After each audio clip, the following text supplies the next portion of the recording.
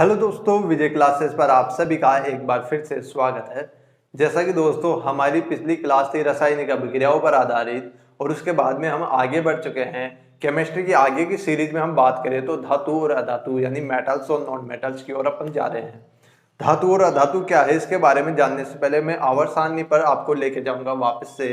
तो आवर्त सारणी का आपने देखा होगा, आपने पढ़ा है, तो देखिए आवर्त सारणी में टोटल कितने तत्व थे, 118 तत्व ज्ञात थे।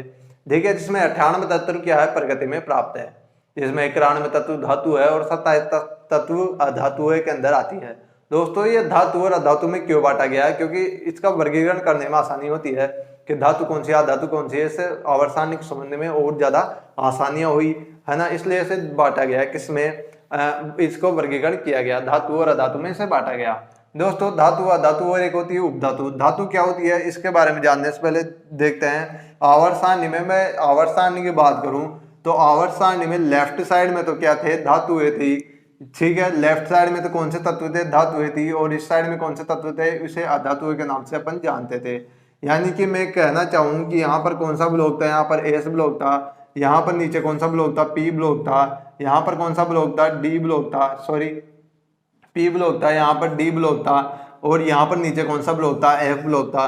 तो टोटल में बात करूं ओवरऑल तो एस ब्लॉक में, ठीक है, एस ब्लॉक में, डी ब्लॉक में और एफ ब्लॉक में कौन थी, धातुएं थी, ठीक है। 3 ब्लॉकों में धातुएं थी आवर्त सारणी में। किस किस में, एफ, एस, एफ, डी, ठीक है। इन ब्लॉकों में आवर्त सारणियों में क्या थी, धातुएं थी। और अधातुएं की बात करूंगा तो पी ब्लॉक में अधातु थी, पी ब्लॉक में अधातु थी। ठीक दोस्तों, मैंने बताया था कि यहां से बीच में जा रही थी, यानी कुछ पार्ट पी ब्लॉक का क्या थी, धातुएं भी आ रही थी। तो कुछ पार्ट पी ब्लॉक में, कुछ पार्टों में क्या थी, पी ब्लॉक के अंदर क्या थी, अपने पी ब्लॉक के अंदर क्या थी, धातुएं थी। दोस्तों इसे मैं स्लाइड के जरिए बताऊंगा आपको, ठीक है। आगे दोस्तों अब मिटाते हैं, पहले धातुओं के बारे में चर्चा करेंगे, फिर अधातु क्या होती है उसके बारे में चर्चा करेंगे, फिर इंपॉर्टेंट क्वेश्चन की ओर भी चलेंगे कि परीक्षा में आखिर पूछा क्या जा रहा है। तो भी आखिरी तक बने रहिएगा आप वीडियो में। देखिए दोस्तों धातुएं क्या होती है। दोस्तों धातुएं आवर्त सारणी में क्या है, लेफ्ट साइड में आवर्त सारणी में लेफ्ट साइड में क्या है, धातुएं है, ठीक है। लेफ्ट साइड में धातुएं है। धातुओं में क्या होता है, धातुओं में होता है धात्विक गुण। धात्विक कौन कहेंगे, जिसमें धात्विक गुण होंगे। धात्विक गुण क्या क्या होते हैं वो बताते हैं। देखिए दोस्तों धातुएं चमकदार होती है, यानी कि धातुएं होती है क्या होती है, चमकदार होती है धातुएं, ठीक है। सारी धातुएं चमकदार होती है। मैं बात करूं उपधातु की तो उपधातु, मैं बात करूंगा अधातु की तो अधातु क्या होती है, चमकदार नहीं होती है।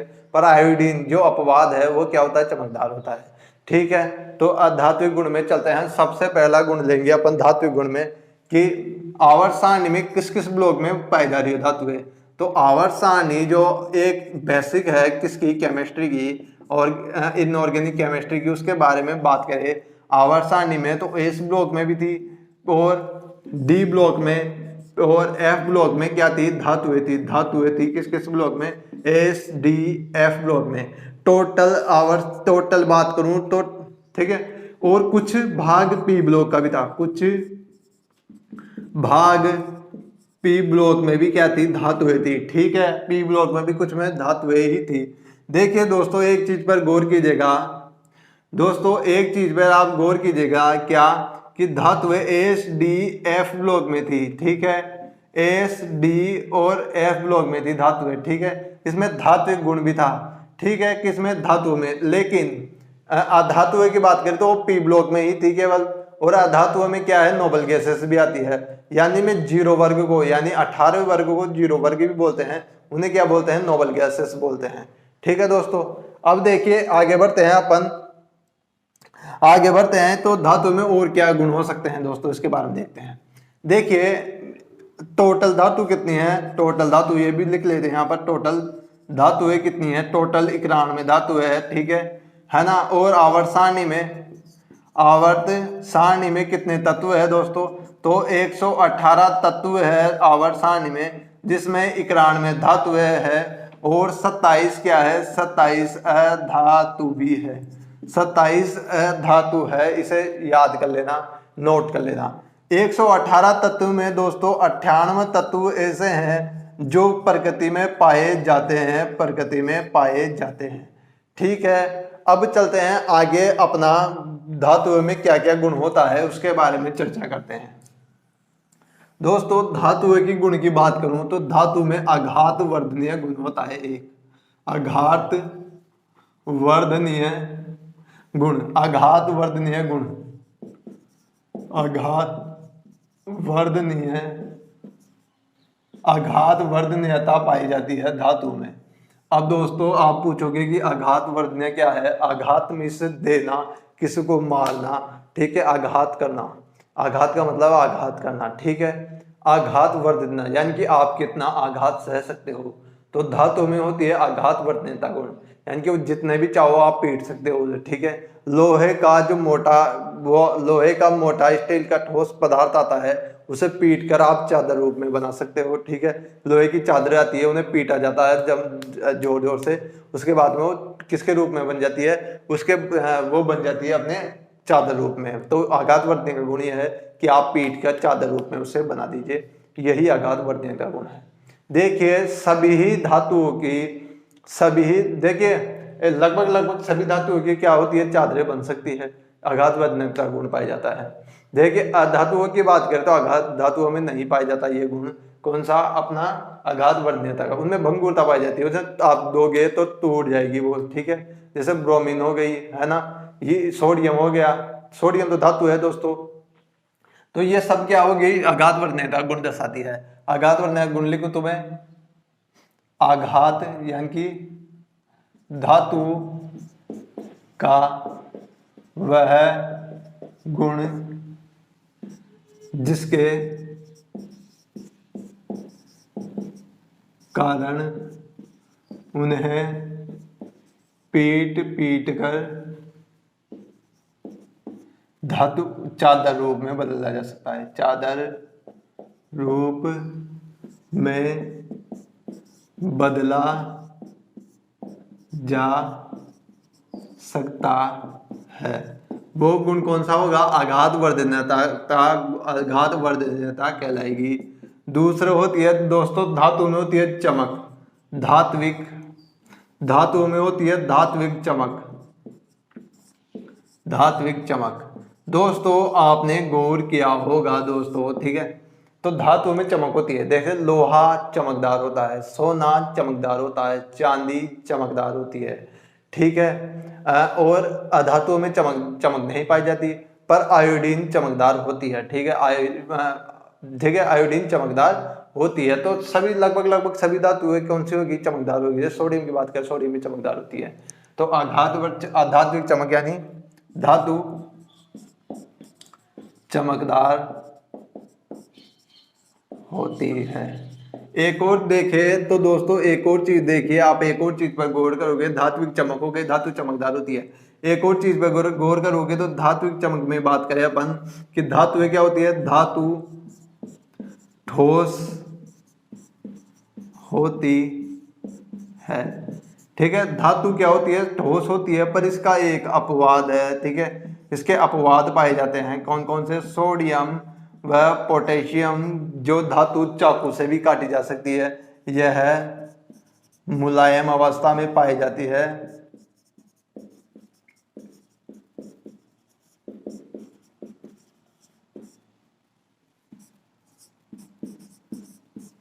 ठीक है, यह मुलायम अवस्था में पाई जाती है। और इसे किसे? और इन्हें चाकू से काटा जा सकता है, इन्हें चाकू से काटा जा सकता है, ठीक है। इन्हें चाकू से भी किया जा सकता है, काटा जा सकता है। धातुएं ठोस होती है, ठीक है। किस तापमान पर ठोस होती है दोस्तों? ये कमरे के तापमान पर होती है ठोस, कमरे के पे। पर एक अपवाद इसका भी नोट कर लीजिएगा, अपवाद है इसका भी, क्या? इसका अपवाद है पारा या मरकरी, ठीक है, या मरकरी बोल दूं या पारा बोल दूं, Hg बोल दूं, ठीक है। ये क्या होती है? कमरे के तापमान पर क्या होती है? द्रव अवस्था में होती है, द्रव अवस्था में होती है कमरे के तापमान पर, ठीक है। धातुएं होगी, इस एक तन्यता का गुण भी होता है दोस्तों, धातुओं में तन्यता का गुण भी पाया जाता है। धातु में क्या पाया जाता है? तन्यता का गुण भी पाया जाता है, ठीक है। तन्यता क्या होती है दोस्तों? ये भी नोट कीजिएगा, तन्यता या डक्टिलिटी। दोस्तों तन्यता या डक्टिलिटी, ठीक है। अब यह क्या होती है तन्यता? दोस्तों धातुओं को तार, लंबा पतला तार के रूप में भी खींचा जा सकता है।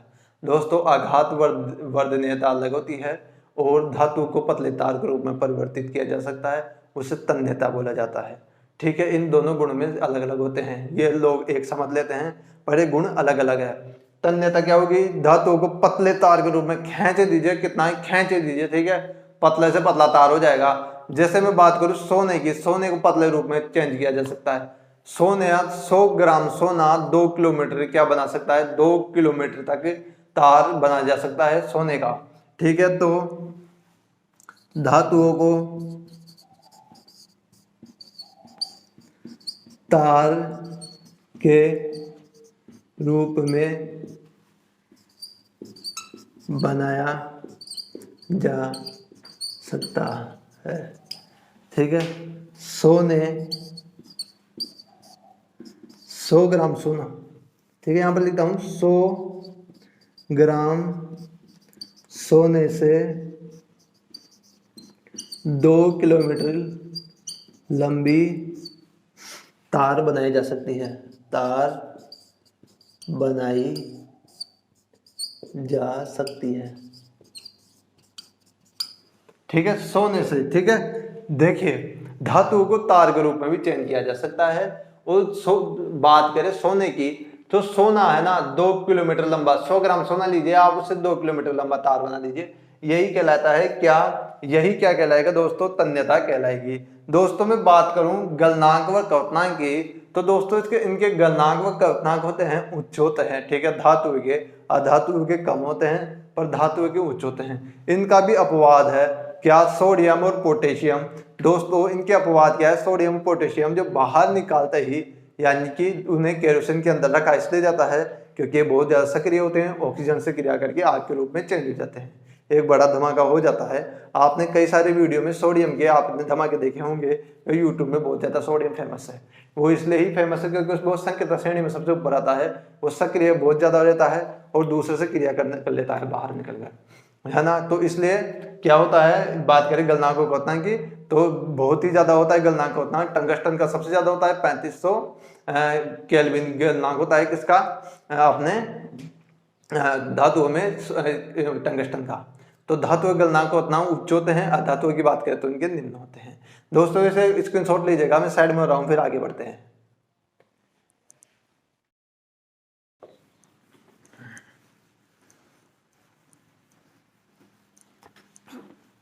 दोस्तों गलनांक व कवतनांक की बात करें, देखिए गलनांक कवतनांक होता क्या है वो मैंने पहले बताया था आपको, पर एक बार और देखें तो जो धातु है जितने टेम्परेचर पर गलेगी, है ना, उसे गलनांक कहते हैं। यानी धातुओं का गलनांक कहलाता है। जैसे बर्फ गल कितने डिग्री पर गल जाएगी दोस्तों? बर्फ अपने बर्फ का टेम्परेचर अगर 1-2 डिग्री ज्यादा हो जाएगा तो वो गल जाएगी, ठीक है। अभी बात करें कि उबल जाए, 100 डिग्री सेल्सियस पर कवतनांक होता है, यानी पानी उबाल मारता है, ठीक है, उसे कवतनांक बोलते हैं। अब देखिए गलनांक और कवतनांक की बात करें, गलनांक व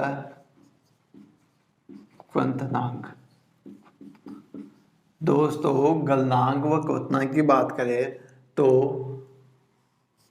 दोस्तों गलनांक क्वथनांक की बात करें तो धातु उच्च गलनांक,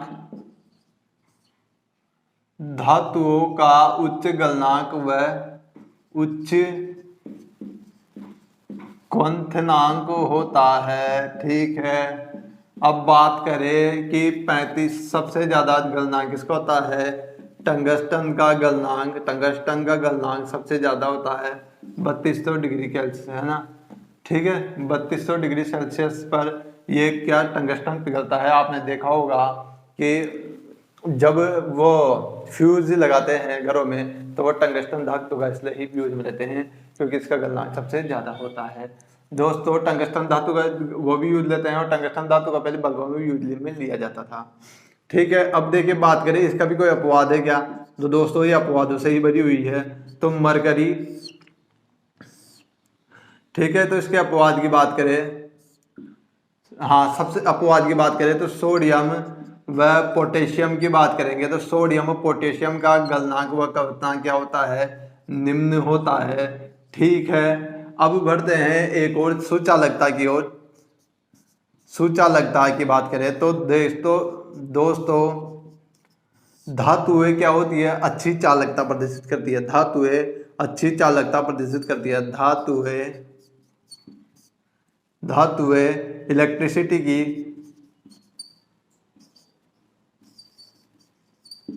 व ऊष्मा की क्या है दोस्तों, अच्छी चालक होती है।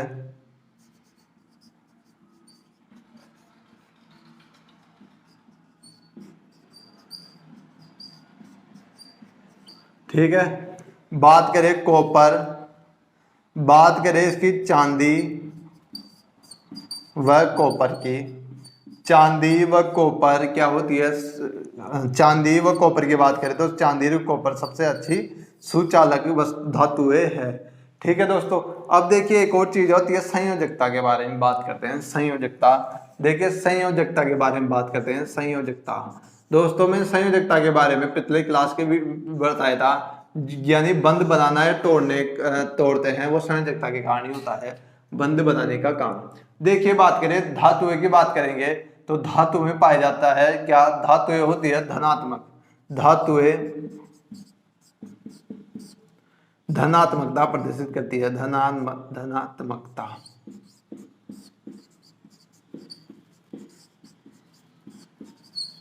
क्यों करती है दोस्तों धातुएं धनात्मकता प्रदर्शित? देखिए दोस्तों, गौर कीजिएगा एक चीज के ऊपर, यानी कि बात की जाएगी दोस्तों, बात करें देने व लेने की, तो जो इलेक्ट्रॉन्स को दान देता है, ठीक है, वो होता है धनात्मक, वो जो लेता है वो होता है ऋणात्मक। तो धातुओं की संयोजकता अधिकतर किसकी होती है, +2 होगी।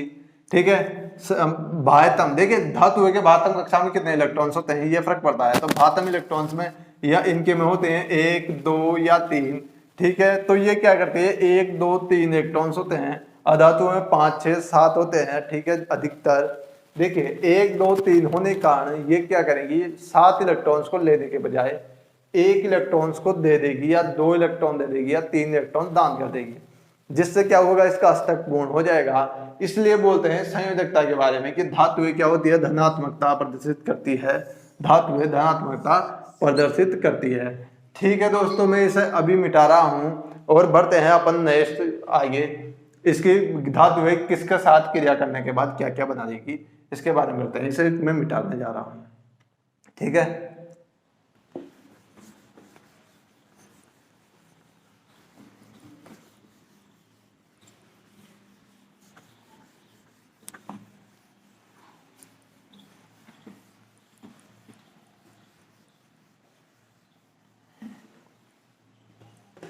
दोस्तों केमिकल रिएक्शंस धातुओं की देखते हैं कि क्या होगा।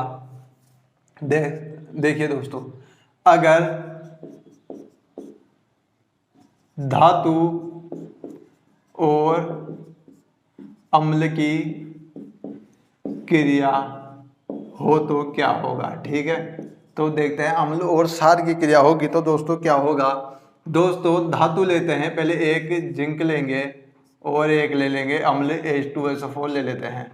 ठीक है दोस्तों, अब इनकी क्रिया में क्या बनेगा दोस्तों, तो जिंक सल्फेट बन जाएगा, यानी कि जिंक सल्फेट बन जाएगा और एक हाइड्रोजन गैस रिलीज होगी। यानी कि मैं हमेशा बात करेंगे दोस्तों कि धातु की क्रिया अगर अम्ल के साथ होगी तो हाइड्रोजन गैस निकलेगी। ठीक है दोस्तों, ये पक्का है कि इसमें हाइड्रोजन गैस निकल जाएगी अगर धातु के साथ अम्ल की क्रिया होगी। तो दोस्तों अगर दोस्तों धातु व धातु सॉल्यूशन हो कोई के साथ क्रिया होगी तो होगा क्या,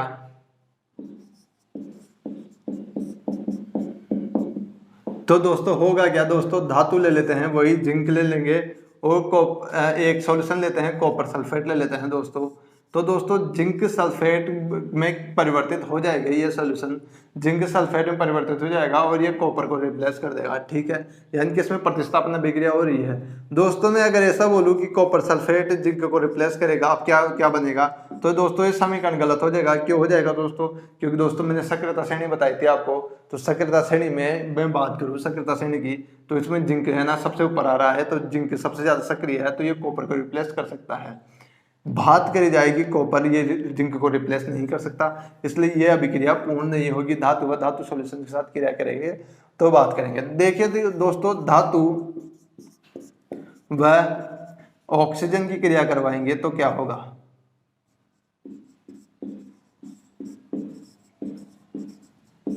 देखिए धातु लेते हैं, अब नहीं धातु लेते हैं, एक Mg लेंगे, दूसरा ऑक्सीजन ले लेंगे। ठीक है, क्यों? क्योंकि ऑक्सीजन के साथ क्रिया हो रही है दोस्तों। तो क्या बनेगा दोस्तों? तो बन जाएगा दोस्तों 2MgO, यानी ऑक्साइड बन रहा है। ठीक है, यानी कि धातु व ऑक्सीजन की क्रिया होगी, तो धातु यहाँ पर लिखता हूँ, धातु प्लस ऑक्सीजन की क्रिया में क्या बन देगा दोस्तों, हमेशा पदार्थ धातु ऑक्साइड बन जाएगा, धातु ऑक्साइड बन जाएगा दोस्तों। ठीक है, अब देखिए दोस्तों अपने पास धातु प्लस धातु ऑक्साइड आ गया। ठीक है, यहाँ पर चलते हैं, धातु और धातु ऑक्साइड आ गया। ठीक है, यानी कि धातु व ऑक्सीजन की क्रिया होगी तो कौन सा पदार्थ बनेगा आपके पास, तो मैग्नीशियम ऑक्साइड बन रहा है। ठीक है, यानी कि धातु प्लस ऑक्सीजन की क्रिया होगी तो धातु ऑक्साइड बन रहा है। अब इस धातु ऑक्साइड को लेंगे, यानी कि धातु ऑक्साइड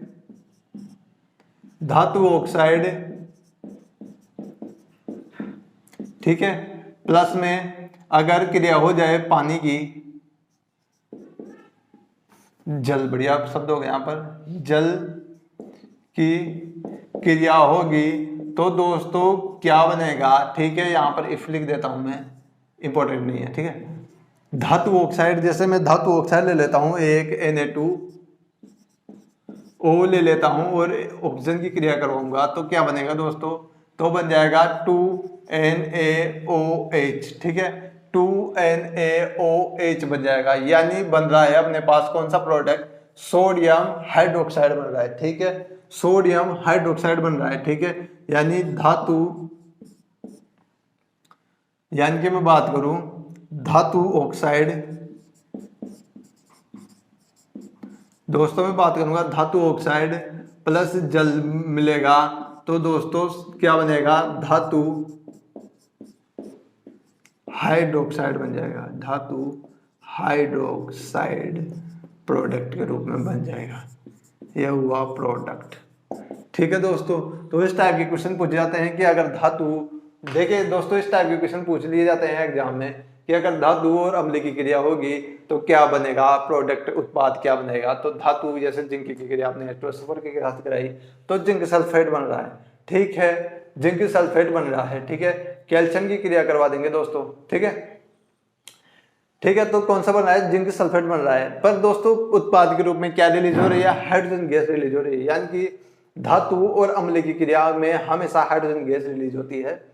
बात करें धातु व धातु सॉल्यूशन के साथ, कोई धातु सॉल्यूशन है उनके साथ में क्रिया होगी तो ठीक है, क्रिया होगी तो उत्पाद क्या होगा। ठीक है, क्रिया होगी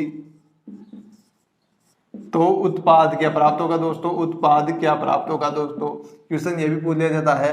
तो जैसे मैंने जिंक ले लिया, फिर कॉपर सल्फेट ले लिया, तो जिंक सल्फेट बन रहा है। ठीक है, तो यानी कि उस प्रतिस्थापन हो रहे हैं, यानी कि पदार्थ प्रतिस्थापित हो जाते हैं, यानी कि एक दूसरे को क्या करते हैं, प्रतिस्थापित कर देते हैं पदार्थ। धातु व ऑक्सीजन की क्रिया होगी तो दोस्तों क्या पदार्थ बनेगा, तो धातु, जब भी धातु और ऑक्सीजन की क्रिया होगी तो क्या बनेगा, धातु ऑक्साइड बन जाएगा। ठीक है, धातु ऑक्साइड बन जाएगा, ये मैग्नीशियम ऑक्साइड।